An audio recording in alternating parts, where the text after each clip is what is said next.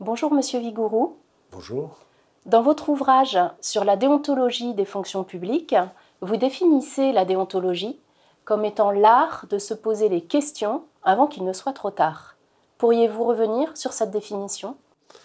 Dans tous les métiers, il vaut mieux s'y prendre à temps et garder l'initiative plutôt que subir.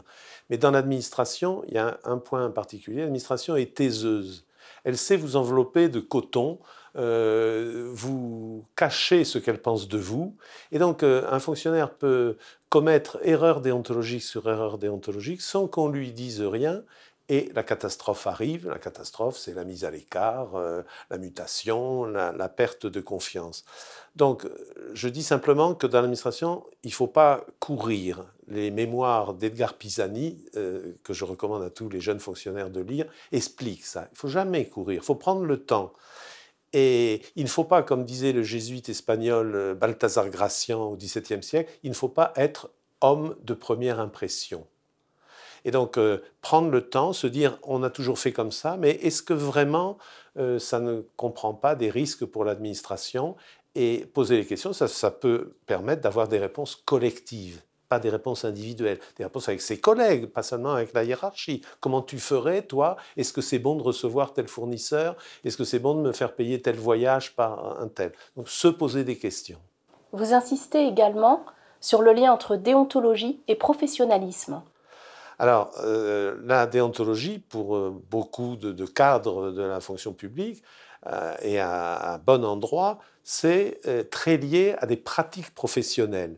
Il y a un socle commun, moi qui ai parcouru toute l'Europe sur ces sujets, en Allemagne, en Finlande ou en Espagne, vous tournez autour, dans la sphère publique, toujours autour de trois notions. Un, l'impartialité. Deux, la probité. Et trois, l'efficacité.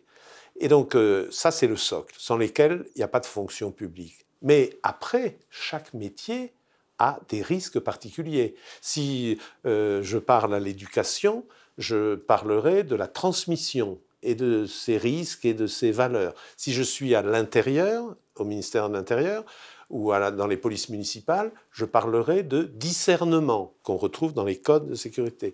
Si je suis dans la justice ou dans les services juridiques, je parlerai d'exactitude, parce que le droit, il faut être très précis. Si je suis dans un service social, de conseil départemental ou de ministère, je parlerai d'émancipation. Et donc, il faut connaître les valeurs du métier et les risques qui sont liés à ces valeurs. Et donc, d'où l'importance dans chaque métier de réfléchir aux risques et aux valeurs de ce métier. Vous évoquez les risques, mais vous notez aussi que la déontologie n'est pas la discipline et qu'il ne faut pas donc assimiler déontologie et pouvoir de sanctionner. Mais quel lien finalement entre discipline et déontologie? Alors le lien, c'est que c'est la même autorité, l'autorité de nomination, l'autorité qui dirige les fonctionnaires, que ce soit un maire, un président de conseil général ou un ministre. Mais je suis de ceux qui défendent la séparation des deux, y compris la séparation organique. Il ne faut pas que ce soit le pouvoir disciplinaire qui fasse la déontologie. Pourquoi? Parce que précisément la déontologie, ça évite le disciplinaire. Et j'essaie d'expliquer que établir des chartes déontologiques, des recueils de bonnes pratiques, ça instruit le fonctionnaire de ses droits et devoirs et ça lui évitera, même quelquefois en toute bonne foi, de commettre des erreurs déontologiques qui lui seront reprochées. Donc plus on fait de déontologie positive, moins on fera de discipline. D'ailleurs, la déontologie, ça s'écrit positivement. Le fonctionnaire accueille l'usager dans quelles que soient ses qualités, sa nationalité. Le fonctionnaire garantit l'usage des deniers publics. La discipline, ça s'écrit négativement. Celui qui a mal utilisé les deniers sera puni d'eux. La déontologie est précise, elle peut être détaillée, profession par profession. Le disciplinaire dans la fonction publique, c'est ça qui le différencie du pénal. Chacun le sait, les fautes disciplinaires ne sont pas définies. Le pénal, il n'y a pas de punition sans une définition de la faute. Vous ne trouvez pas de définition de la faute disciplinaire. Article 29 de la loi statutaire de 83, toute faute peut faire l'objet de sanctions disciplinaires. Donc, ces modes de définition et ces pratiques différencient la déontologie de la discipline.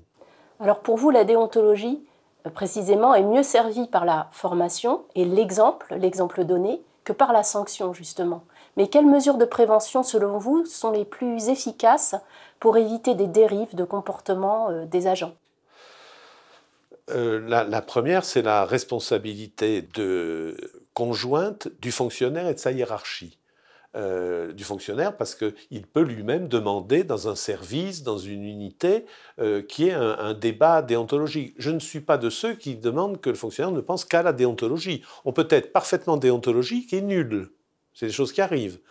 Donc ça ne suffit pas d'être déontologique. Mais au moins qu'on ait traité la question collectivement. Donc un chef de service, il doit faire une réunion en disant voilà, une cartographie des risques, comme la loi Sapin le demande, et dire les agents qui sont au guichet, ils sont peut-être plus soumis à pression, ou ceux qui délivrent des autorisations très sensibles, ils vont être approchés avec un petit cadeau pour que l'autorisation soit donnée plus rapidement. Il faut connaître les risques et ensuite les traiter collectivement, préciser l'attitude de chacun. C'est pas un hasard si dans le code de déontologie de la préfectorale, il y a le mot exemplarité. Parce que le chef de service a une responsabilité à la fois de faire travailler ces thèmes déontologiques, mais aussi de s'appliquer à lui-même le fait de ne pas utiliser les véhicules de service inutilement quand il va chercher sa fille à l'école. S'il ne démontre pas lui-même la nécessité de quelques règles, il ne faut pas penser que les autres le respecteront.